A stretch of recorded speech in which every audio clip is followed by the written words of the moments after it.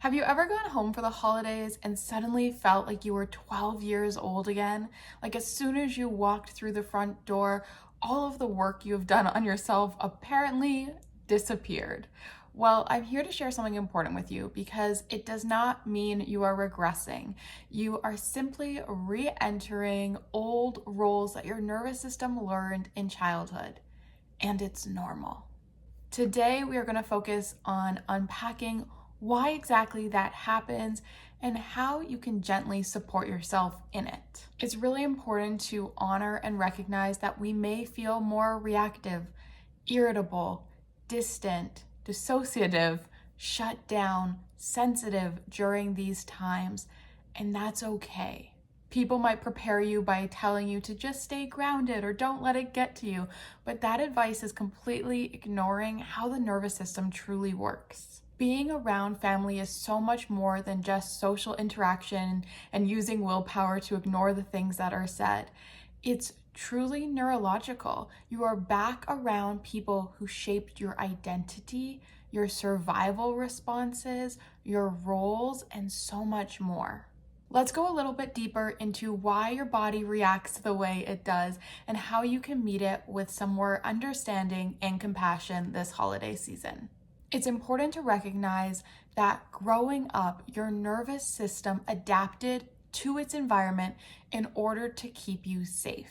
You may have learned things such as which emotions were allowed, when to speak up and when to be quiet, what behaviors warranted certain reactions or responses, what caused conflict, what helped you feel calmer, what version of you felt most acceptable. And those patterns didn't just shape your personality, they shaped your survival strategy. So when we're put back into the environments where these stories were shaped and created, the nervous system all of a sudden flicks back on and says, oh, I know exactly who I have to be right here to keep me safe. And it's not conscious, it's automatic. You're not choosing it, your body is remembering it. Sometimes with clients, I use the term nervous system time travel. You aren't actually going back in time, but part of your body is. So when you're in these situations, your adult self is not actually showing up. It's the younger version of you that knew and learned how to survive within some of these dynamics. So why exactly does this happen?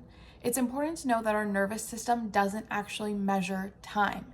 It measures safety, familiarity, and threat, and that is what it's listening to. So if raised voices meant danger, and silence meant tension, and passive aggressiveness was a threat, that is what your body is still remembering. Even if your logical brain is like, I'm an adult now, I have a whole career, I run my own life, I pay my own bills, the body doesn't care about that.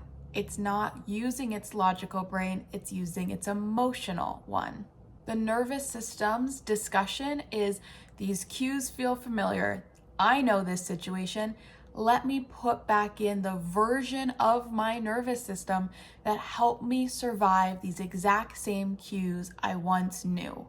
That version might be quieter, more agreeable, more people-pleasing, more fawning, more appeasing, all of these things that may have been used once that even now you may have unlearned, but we're putting ourselves back in that same situation, which is triggering the nervous system's memory. So now let's talk about how we can support ourselves without feeling like we need to be perfectly regulated. Number one is to give yourself a moment to arrive as your current self. So this may look like as soon as you walk in the front door, taking a few minutes to take a few deep breaths, to ground and orient yourself and really feel into the full identity of who you are as your adult self and what it means to show up that way. As someone who likes to talk to myself, I often have little phrases, so I might say something to myself in my own mind, in my self-talk,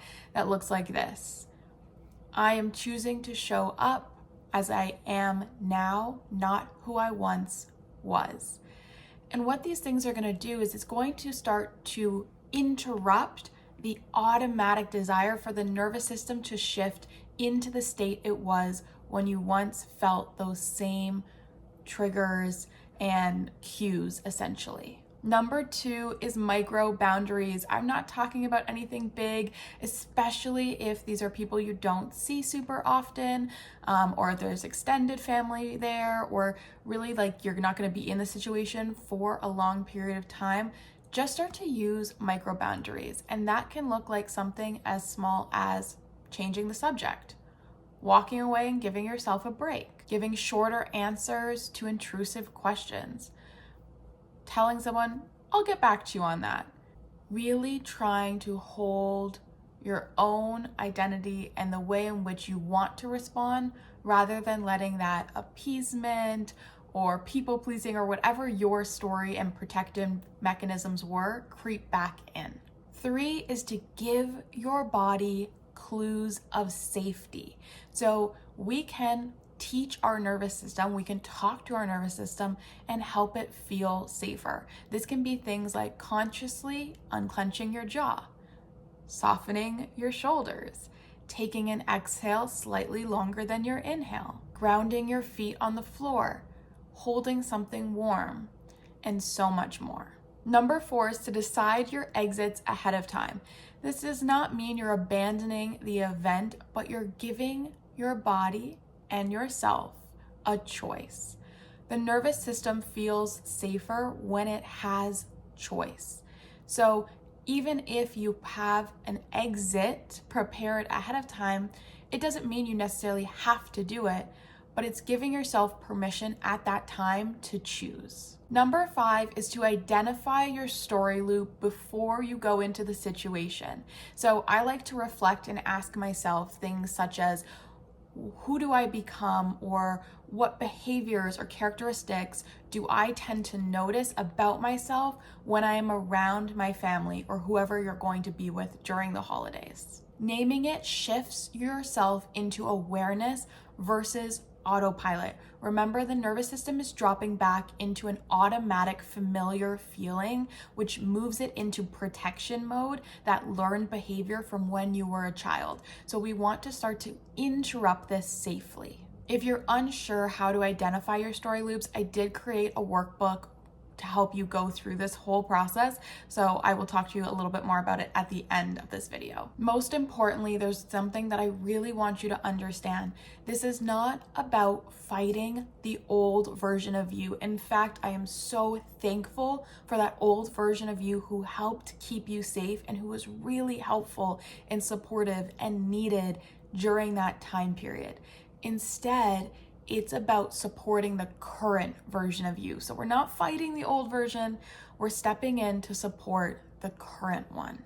Ultimately, these stories that the nervous system is remembering are outdated, but it doesn't know that. So we're here to show it that our current version feels safe to show up authentically. This is where the story work and the somatics really come in to integrate.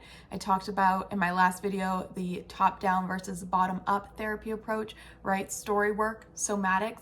When we integrate them, that is when we can start to rewrite and rewire the nervous systems. Now, don't get me wrong, some of those patterns that you once needed and those safety cues that you once learned may still be relevant today. So maybe they show up a little bit, and or maybe it's not your full authentic self, that current version of you that is showing up. Maybe it's a different version. But it doesn't mean we want to automatically move into autopilot of those old stories. We want to be present, we want to be aware, and we want to have the choice to choose how to react rather than just have it bubble up.